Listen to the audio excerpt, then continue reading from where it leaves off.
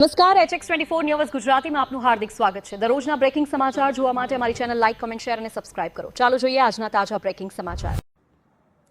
પ્રધાનમંત્રી શ્રીજીએ જનતાને અપીલ કરી છે, ગરીબો, વંચિતો, શોષિતો, મિડલ ક્લાસ આ બધાને અપીલ કરી છે અને એમણે અપીલ એ કરી છે કે ભાઈ સોનું ન ખરીદો, પેટ્રોલ ડીઝલનો ઓછો ઉપયોગ કરો અથવા તો સરકારી મેટ્રો ટ્રેન હોય અથવા તો બસીસનો ઉપયોગ કરો જેથી ગાડીઓમાં આપણે ડીઝલ કે પેટ્રોલ વપરાય નહીં। સાથે સાથે ઘણી બધી એવી અપીલો કરી કારણ કે દેશ આર્થિક સંકટથી પસાર થઈ રહ્યો છે। આ પહેલા પણ દેશ ઉપર સંકટ આવ્યા છે, પણ આટલી બધી બાબતોની અપીલો પ્રધાનમંત્રીશ્રીઓ કરી નથી, પરંતુ લાલ બહાદુર શાસ્ત્રીજીએ પ્રધાનમંત્રી તત્કાલીન એમણે અપીલ કરેલી જે અનાજની, એક દિવસ આપણે ઉપવાસ રહેવાની અપીલ કરી હતી અને ત્યારે પ્રધાનમંત્રી શ્રી લાલ બહાદુર શાસ્ત્રીજીએ એમણે એમના પત્નીને કહ્યું કે આપણે એક દિવસ ઉપવાસ રાખી શકીએ છીએ? તો એમણે કીધું કેમ? તો મારે જનતાને અપીલ કરી છે, પેલા મારે પાલન કરવું છે। અને સાહેબ ખુદ લાલ બહાદુર શાસ્ત્રીજી અપીલ કરી પેલા પોતે પાલન કર્યું હતું, એક દિવસ અનાજ નહીં ખાવાનું, એટલે ઉપવાસ કરવાનો, એકટાણો નહીં ખાવાનો, અને પછી જનતાને અપીલ કરી હતી, ખેડૂતોને અપીલ કરી હતી, દેશે માન્યું પણ હતું। અત્યારે શું થઈ રહ્યું છે? અત્યારે ખરેખર તો સરકારે પહેલે આપણે કાપ મૂકવો જોઈએ। આપણે મોટા મોટા પ્લેનોમાં રખડતા હોઈએ, આપણે ખૂબ બધે જાહોદલાલીથી રેલીઓ કરતા હોઈએ છીએ, આ બધા ઉપર પહેલા કાપ મૂકીએ, મને લાગે છે એ બેટર રહે। સરકાર પછી કોણ આવે?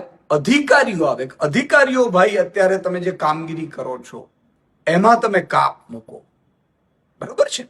અને પછી ઉદ્યોગપતિઓ, મોટા ઉદ્યોગપતિઓ 5, 50, 100 લોકો છે એમને કાપ મુકાવીએ, ભાઈ તમે અત્યારે ચાર્ટરનો ઉપયોગ ન કરો, તમે કાપ મૂકો, ઘણી બધી બાબતોમાં કાપ મૂકો અને પછી સામાન્ય જનતા આવવી જોઈએ। આ તો ઉલટું થઈ રહ્યું છે। જ્યારે દેશ ઉપર સંકટ આવે ત્યારે મધ્યમ વર્ગ જ પીડાય છે, મધ્યમ વર્ગ જ તેજવું। આજે માની લો કે આપણે સગાઈ કરવી, લગ્ન કરવા હોય તો સોનું આપવું પડે છે। હવે સોનું આપણે ખરીદવાનું બંધ કરી દેશું તો એ તો સામાજિક વ્યવસ્થા ખોરવાઈ જશે। અને અપીલ કરતા પહેલા આપણે કેટલું પાલન કરીએ છીએ આ બહુ મોટી વાત છે।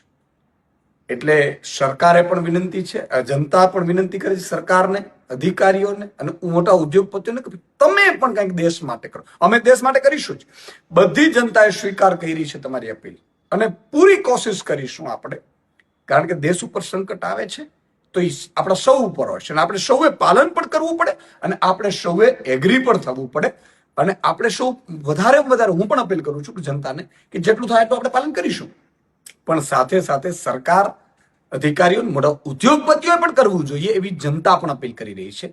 બીજું કે અત્યારે આર્થિક સંકટની સ્થિતિ જે પ્રધાનમંત્રીશ્રી કીધી, તો પ્રધાનમંત્રીશ્રી એ પણ કહેવું જોઈએ કે આપણે કેટલી આર્થિક સંકટમાં છીએ। ભાઈ દેશને પણ જાણવા માંગે છે કે શું સ્થિતિમાં આપણે છીએ। આટલા વર્ષના શાસન પછી પણ આપણે નબળી સ્થિતિ થઈ ગઈ છે।